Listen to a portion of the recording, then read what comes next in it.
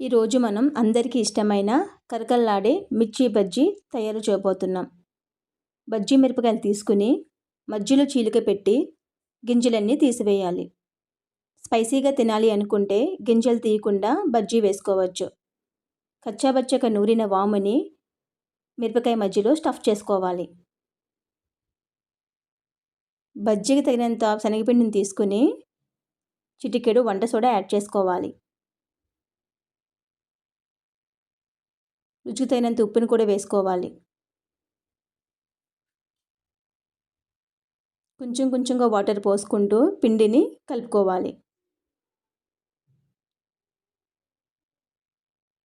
Water ఒకేసారి కాకుండా కొంచెం కొంచెంగా పోసుకుంటూ పిండిని కలుపుకోవాలి. ఈ విధంగా పిండి కలుపుకోవాలి. మరీ పలుచగా కాకుండా మరీ తిక్కగా కాకుండా ఈ విధంగా ఉండాలి. ఇప్పుడు మిరపకాయల పిండిలో ముంచి పిండిని కోట్ చేసి మిరపకాయకి వేడైన ఆయిల్లో నెమ్మదిగా వేసుకోవాలి. మంటను మీడియంలో ఉంచి గోల్డెన్ కలర్ వచ్చేంత వరకు ఫ్రై చేసుకోవాలి.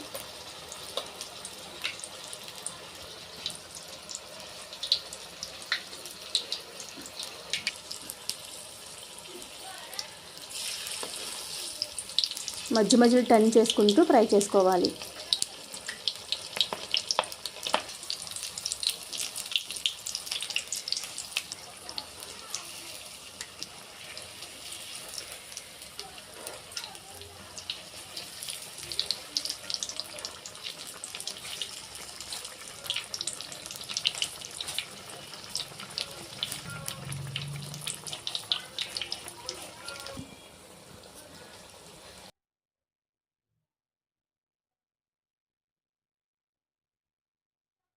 ఈ విధంగా ఫ్రై చేసుకోవాలి.